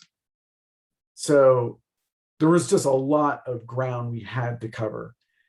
And for whatever reason, and then we have the stuff with Taros and Iris to cram in there too. And so I don't know, in my rough draft, I kind of had this, I'm like, for whatever the hell, I don't know why, I was like, well, we have 2 distinct stories here. Let's figure out a way in the layout to utilize that as best as we can. And the first thing that came to my mind is the one sequence across the top, one sequence across the bottom. What will make them so different from each other? Not only the settings, but the pacing of each one. Completely distinct. Yeah, and I just was like, I threw that out at Hayden, and it's like, this is what I think we should try. If it didn't work when we were writing it, we could just start over, you know. But we kind of set out at the beginning of the issue to see if we could pull it off. And in my head, you know, I was like, gung ho, we can do it. I know we can do it. We can do it. And we showed it in the writing that we could do it in the script. But then when I started illustrating it, I'm like, this is going to be really difficult. It's going to be really difficult because the amount of space, I'm cutting my space in half. And so that's what made me think about how simple the layouts could, relying on the simplicity of layout. Yeah. Several elaborate visual panels, keeping the panels simple. And it was the right choice because it does get a little weird on the rabbit stuff, the layouts, which is appropriate for what we're doing. But the hope stuff, you know, and the keeping that all simple was the right choice because they're all, okay, we're taking a moment. Let's keep it simple. And then we have the more extreme, a little bit more elaborate stuff with, you know, Taros bookending it. It was really, I don't know if we thought anything about how crazy it was to try. I don't know if we actually thought that, you know, it was more about, this has got to happen. Because like originally the rabbit bit was probably, I think the original idea was for the rabbit bit to be a shorter snippet. But then when we started thinking about, well, by the end of the issue, by the end of the rabbit sequence, he has to go off island. How do we get to that point? How do we get from the beginning of him being on the island to him leaving the island? That had to happen. And we quickly realized, no, that has to be a longer sequence. How do we make that work with the other stuff, particularly with the tarot stuff mixed in there too? So I think the craziness of it was born out of necessity. So I don't think we really thought about how wild of an idea it was. It was more like, this has to happen. We're going to figure out how to make it happen because we didn't have room in the next issue to address the rabbit stuff at all. Necessity is the mother of invention. Yeah. Yeah. Will rabbit, well, first of all, I want to say that from the start with Echolands being landscape format, it was already experimental. And then you did that thing in the last issue where the first 9 pages all connect to each other. And and then you do this here. And I'm like, how much more do you have in the tank? So, we'll see. I mean, a lot of it is, you know, spontaneous decisions about, because some of the experimentation or the things we try is, a lot of it comes from like, well, if we do this, yeah, it might be different, but it's the most effective way to tell what we need to tell, you know? So, you know, like the opening sequence of the last issue with that big fight with Romulus and Iris, we needed it to feel big because clearly Romulus is this, you know, huge egomaniac guy. He clearly has some might to him. So how do we make that feel potent? And the best way to do it was to like, oh, well, let's make it huge if we can. But at the same time, it was, you know, some of these decisions are creative decisions happen out of necessity, and in my view is like the best way to do it. Yeah. Rather than going, oh, let's see how clever we can be. You know, it's more like, oh, this has got to happen. How do I tell that in a way that's interesting? You know, rather than just always being beat, you know, panel, you know. And sometimes those creative inspirations or revelations, epiphanies happen because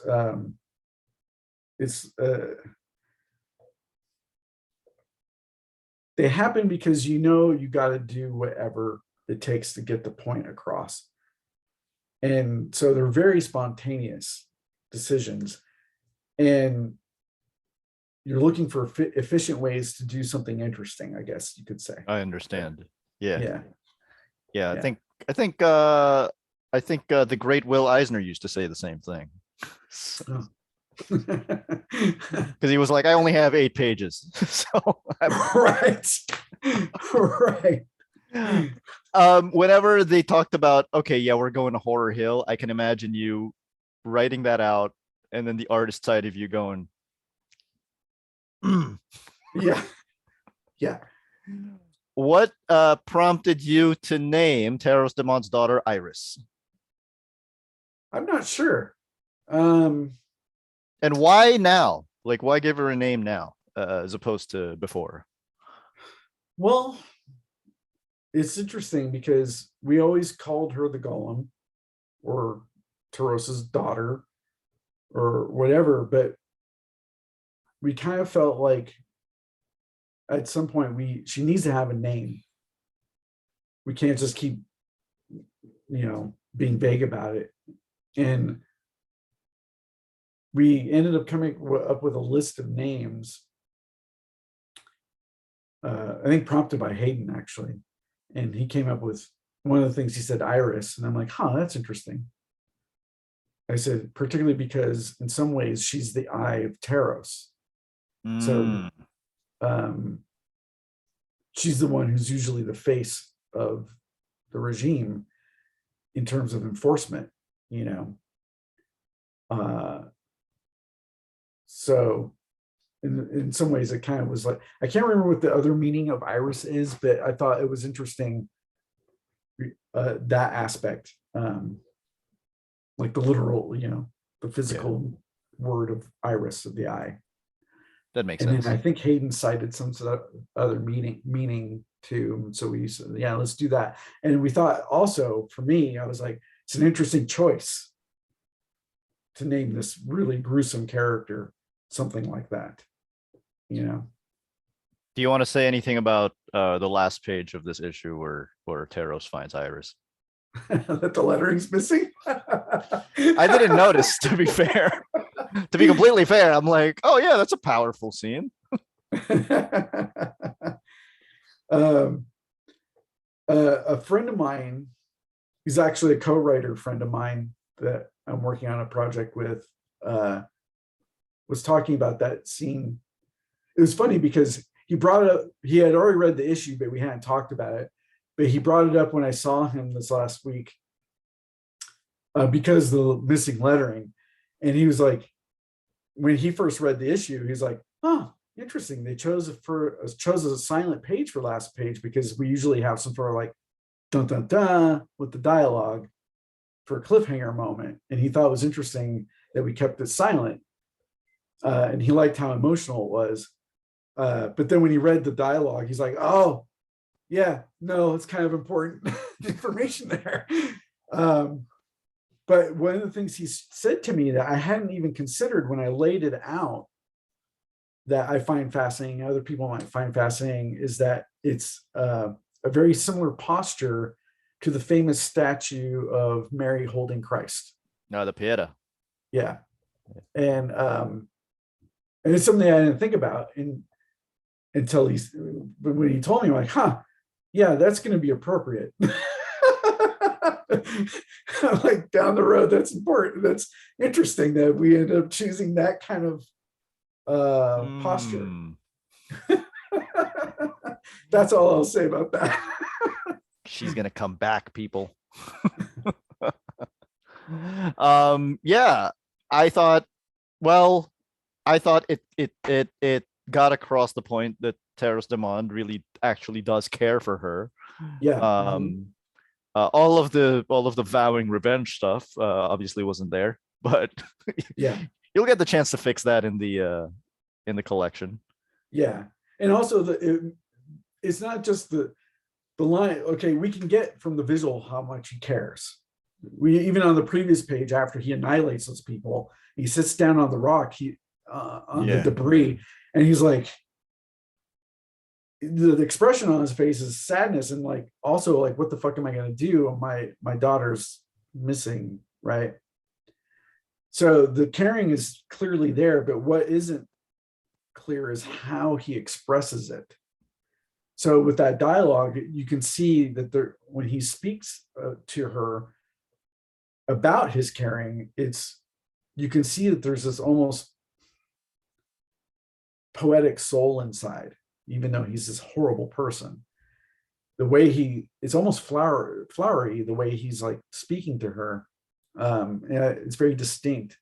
So I think it says a lot about his character. And also, it also makes clear, yeah, he's now going to take a much more direct, active role, and also makes clear she's so wounded she can't go on unless he intervenes, right? None of that is there in the visual, but the caring is there.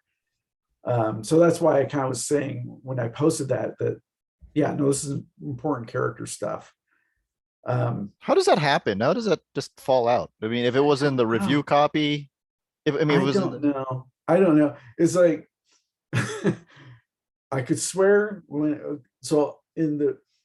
we were talking earlier about time-consuming stuff. One of the time-consuming things is reviewing the pages. So I review the pages multiple times. So I get the lettering, or I get the colors from Dave. I review them there.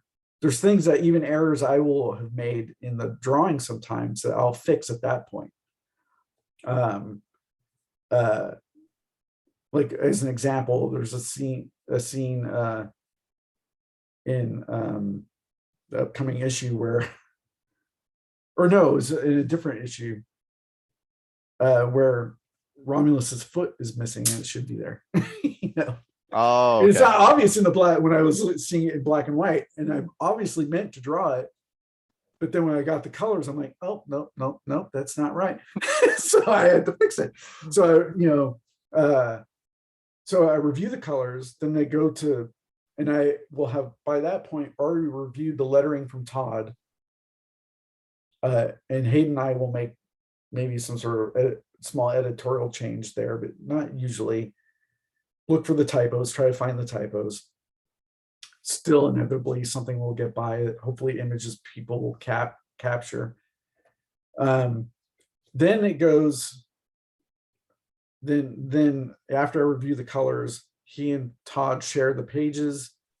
Todd then puts the lettering on the colored pages. I review them again, and sometimes we'll end up making some other minor changes after seeing it in color, like a placement change or whatever. Because you'd be amazed how differently your eye sees it from black and white to color with the lettering. And then all that goes off the image. It goes through a whole production process.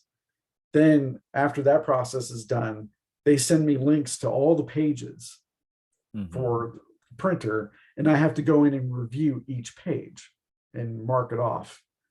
And so that whole process, I could swear, like at the tail end of that process, that lettering was there. It's on all the other proofs. But then when it got printed, like me, like, oh yeah, here's my comps, great, it's printed. But I didn't sit there and with Echolands, I've been purposefully not trying to analyze the printed copy, because my previous work, I would sit there and analyze the previous copy and kind of honestly would use it to be critical of what I'm doing. It was a little bit unhealthy. It's spoken like a true artist. So with Echolands, I'm so close to it. I'm like, no, it's printed. I'm not going to look at it. I've looked at it enough. Not for a while, you know. Yeah. So I'm not analyzing it on every page. So I didn't catch it in my proof copy, the printed copy, even then, because then maybe we could have maybe stopped, pulped the print run and fixed it, had it reprinted. So I didn't catch it until Drew, the designer of the book, who didn't realize at first either. And he's like, lettering's missing. I don't know what happened. Because he and I both have to verify the pages. So when I sign off on the pages to go off to press, so does he. But I think, yeah. And so I could swear when we were doing the sign off that it was there. But So, but he's not even sure how it disappeared. He's not sure how that lettering disappeared because all the other lettering is intact. And I think one of the things for him when he first, I should ask him how he even realized it was missing, because when he was reviewing, he said when he was looking at the pages, he thought it wasn't supposed that the lettering, it didn't have the lettering because it read fine. We were fortunate that it was a page that it still worked. Yeah. So I think he didn't realize. So I'm not sure how he ended up realizing. And that's, so, you know, the book had been out for almost 2 weeks and or Crazy. 12 days. And then I'm like, he's letting me know. I'm like, oh shit. And I assume you're the only one who can really look at all of the copies and notice things are missing and things are wrong, or because you're the one who's involved in every step of the process. It's not something that you can have Hayden triple check or. No, I have Hayden will triple check the text, the lettering proofs from Todd. Mm-hmm. But after that, I think it's just not really feasible, particularly because he's so busy. He's running video game company, and with a lot of times I'm not getting the approval proofs for final approval until the day it has to go off to the printer. Oh, okay. So I'm the one, I'm more easily accessible on a last minute basis with some of that stuff. Sometimes it's just, even though it's just the way it is. So sometimes it's just easier for me to do it because I'm right there.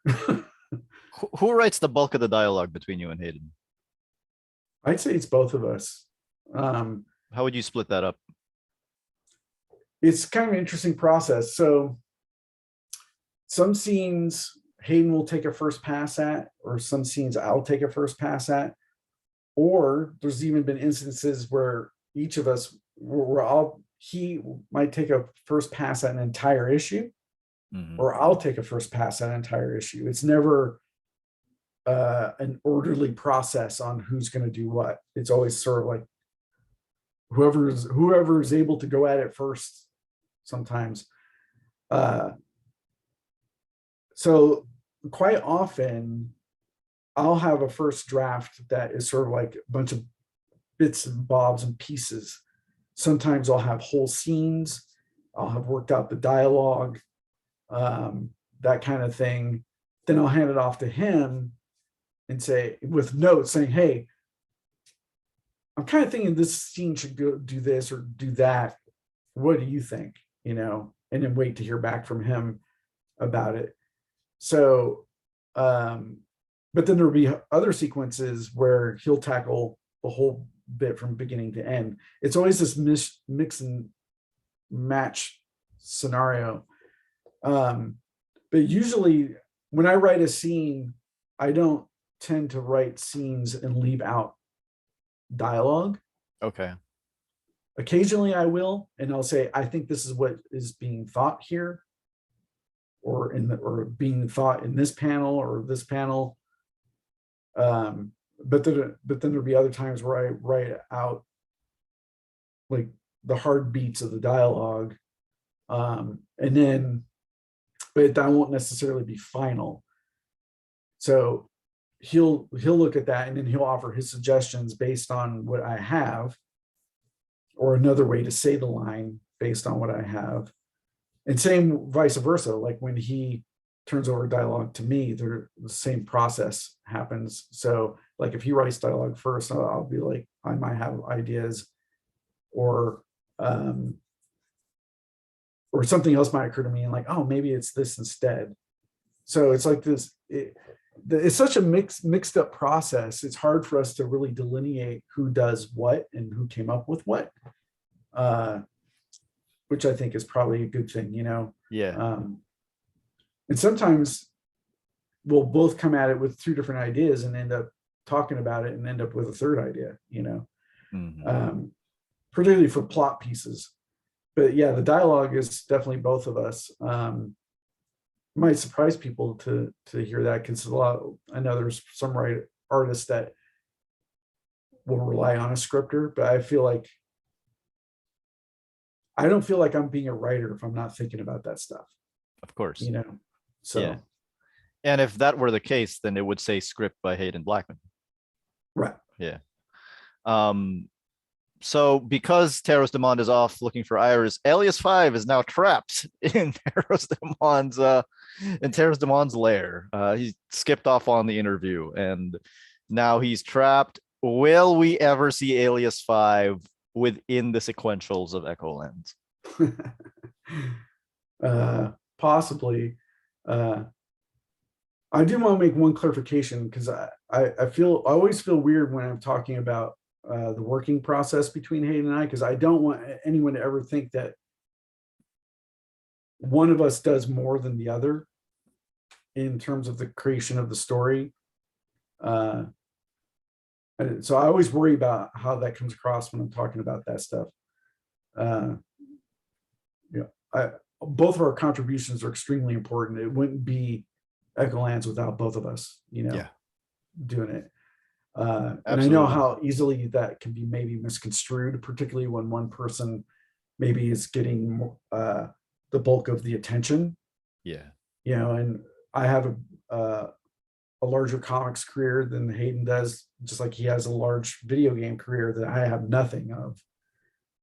So a lot of attention gets put onto what my contributions are, but a lot of times it's not fair, because it's both of us. It couldn't exist without both of us, and I feel it's really important to say,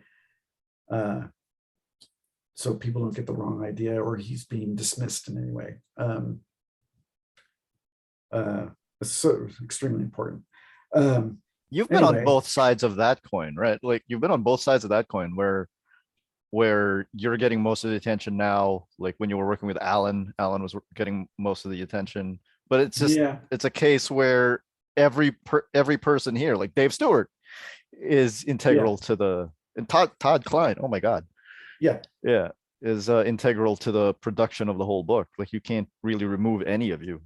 No, not at all. And it's interesting. I don't know how some of that sort of thing takes place, in the public arena. Particularly because with Hayden and I, we both did Batwoman. This entire team did Batwoman together.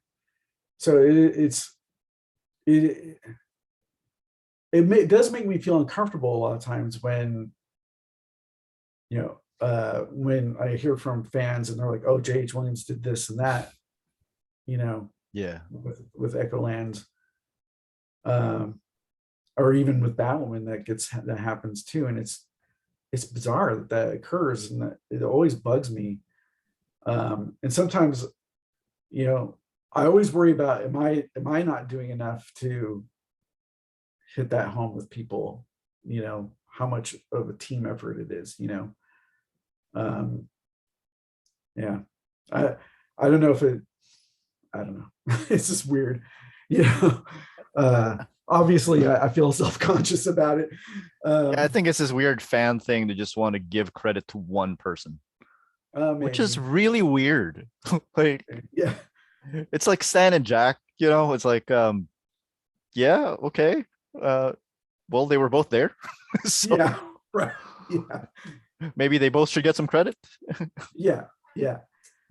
There's also a third It- guy, his name was Steve Ditko. So yeah. Yeah. Because those things couldn't exist if one of those people was out of the equation, yeah. those things exist because everyone was in that equation. Um, yeah, I don't know, but yeah, I just felt like I needed to say that because It's people, understood. yeah. Anyway, back to Alias 5. When we came up with him, we both kind of had the same idea, like oh, it'd be great if at some point he does end up in the comics narrative. So I don't think it's impossible. Whether he survives it, I don't know. The way it's going, it doesn't look too good. Gonna have to save him. Journalism is difficult. Yes. These Especially when you're trapped by a wizard. these ads at the end. Does your neighbor's child have mutations? And one of them says blue scale. So I think you did mention before that that Rabbit was going through some mutations, but now it really does feel like it is hammered home that Rabbit something is going on with Rabbit's body. Yeah, yeah. And also here we ego. We might be overthinking this. What's that? I can't hear you over the sound of genius. I always like to think this is you and Hayden talking.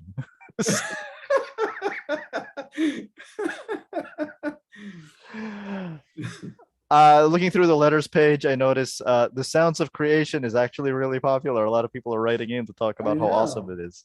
It is really popular. I hear from some people every now and then.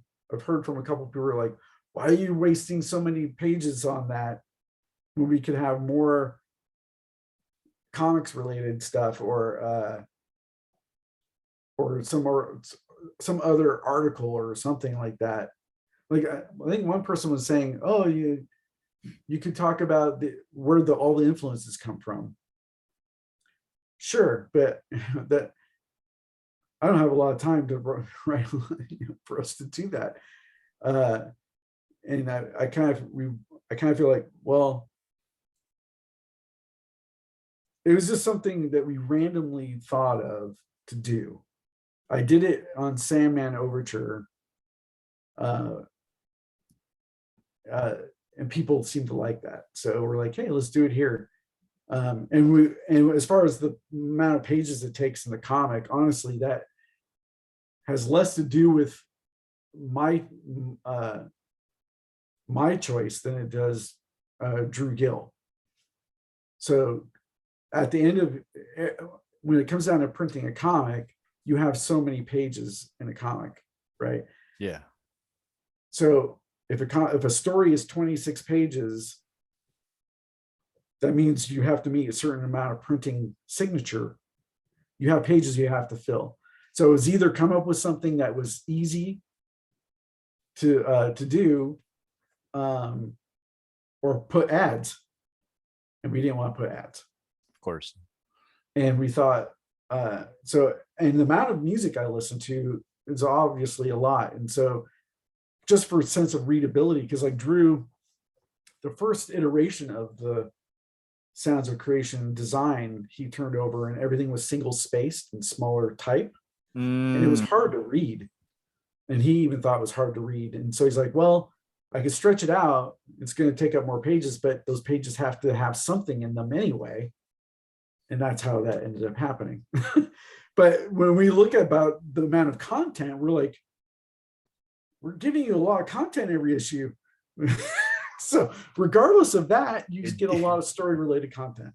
Decompressed is not a word that we can use with Echolands. Not that I'm not bashing decompression. I'm just saying, of course. I'm just saying that it's not a word you can use with Echolands.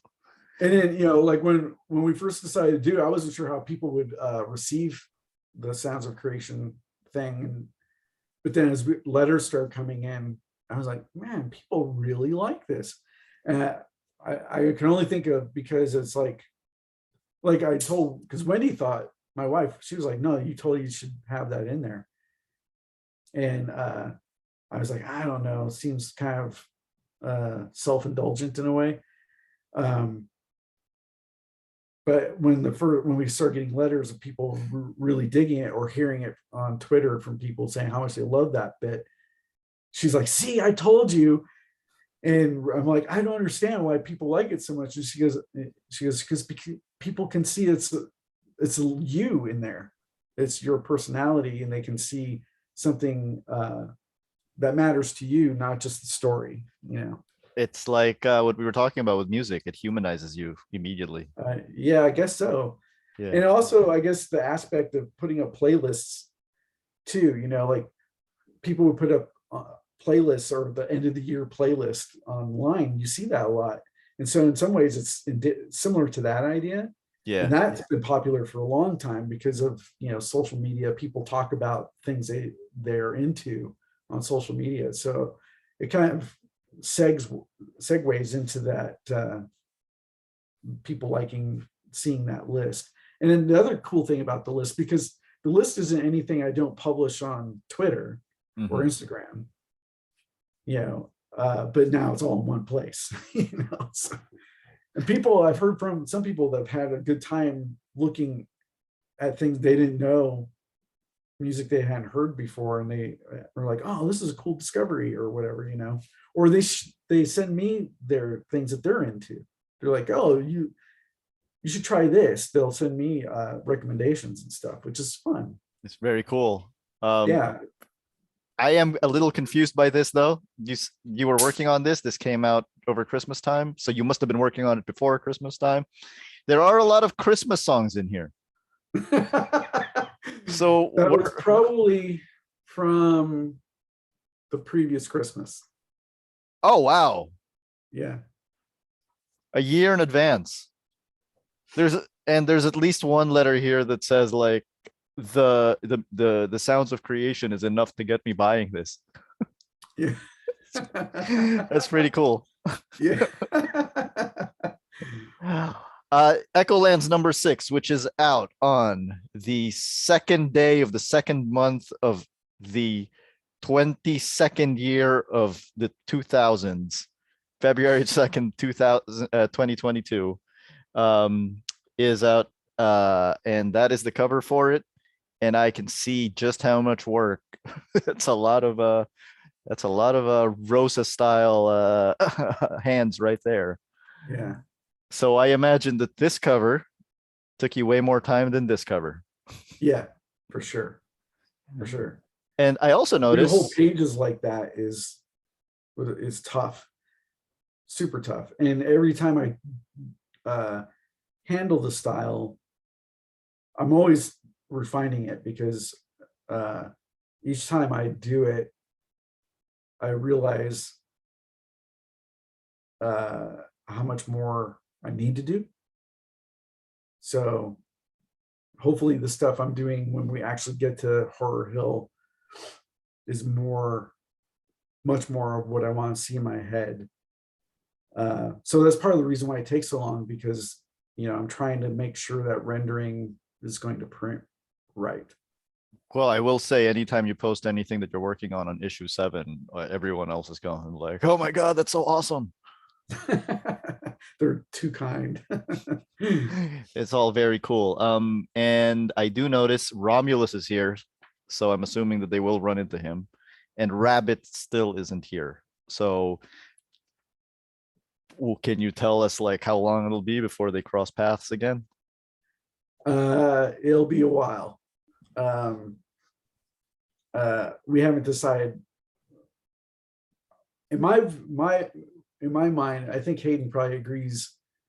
We know where they're going to cross paths again. It's just when. Yeah. Oh, so he will remain lost in the Echolands. Yeah, I think so, because it gives Hayden and I an opportunity to show parts of the Echolands that the other parts don't get to show. So that doesn't need to be tied into the rest of the story. Right. There would be like little tidbits here and there that acknowledges things that are going on, little reference points or whatever. But yeah, I mean, if we're going to have a character trying to find their way to their companions, he knows they're not going to be in San Francisco.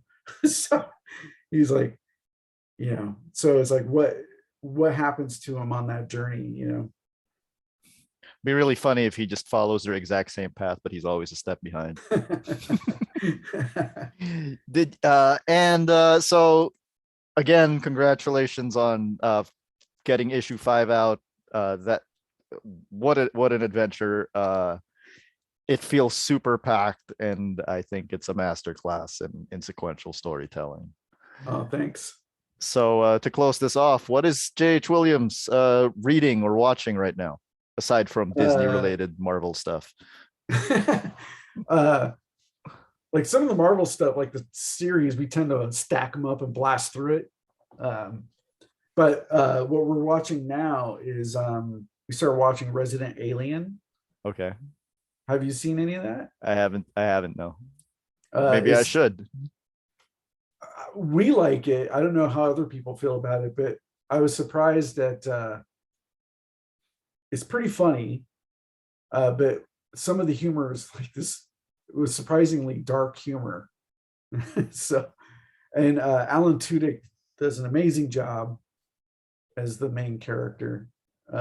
Just yeah, it's quirky and strange. But I like quirky and strange. As far as what I'm reading, Quirky and Strange is pretty good. yeah, Oh, yeah. very cool. Alex Toth. This is a masterclass right here. There are so many different, even if you don't read them, even if you don't read the stories, but I like to read them, even if they're dated a little bit in terms of some of the content, they're still entertaining. I like a lot of this kind of weird stuff, horror stuff. But it's such a master class in diversity of techniques on how to visually break down panels, like what goes into the panel. I mean, there's stuff in there. It's like it's outrageous, and it's like so. Any aspiring comics artist should have Alex Toth material in Yeah. their collection to study how he breaks down the shots. I mean, he chooses some really unusual shots, and his use of black and white is outrageous. So I've been admiring it just for that alone. Like, the lessons that can be learned in there. What do you think of Alex Toth's infamous letter to Steve Rude? I don't think I know that. Oh, you don't? Oh, okay. No. So maybe I should send you a link to that. It's crazy. Okay. Yeah, Steve Rude did a Johnny Quest issue, and Okay. Alex Toth just gave a harsh critique about how he faked everything. He's like, "Have you Huh? never seen a video camera? Have you like why are you introducing a character this way? Like, why don't you show this person's face?" I'm like, holy crap. Whoa. Huh. It's Oh, that's really crazy. weird. I'm not familiar with the issue that Steve Rude did. Um, it's weird that I don't know that issue because I love Steve Rude's work, but there's a huge chunk of DC stuff that I haven't seen. So I'm not overly familiar with any of the that's Hanna-Barbera, right? Yeah. Johnny Yeah, Quest, I'm yeah. not familiar with a lot of the Hanna-Barbera stuff that DC's been publishing. Oh, it's probably no, I think it was from the 80s. It must have been Comico that published it. Oh, okay. Yeah. So Oh, it was a while back. And Alex wrote it in his single spaced scribbly handwriting. It was like, oh, I thought it was more recent because I know did they do a new Johnny Quest thing or Future Quest or whatever that was? And I had Johnny Quest in it or whatever. yeah. Oh, But no, I think it was way before. okay. It was crazy. Did Steve Rude do some of the new stuff too? I want to say yes. Okay. Yeah. Huh. So weird. Can you imagine? I'm like, okay. Yeah, I haven't read much about. They're in my wish list, like the life of Alex Toth books. Yeah. So I'm not familiar with a lot of the history, but from what I've gathered from little things I've heard other people say that he was, I don't know if cantankerous is the right word, but that he was, had Yeah. his viewpoints. I've heard, yeah. Strong. I've heard he's one of those geniuses that is frustrated by normal people.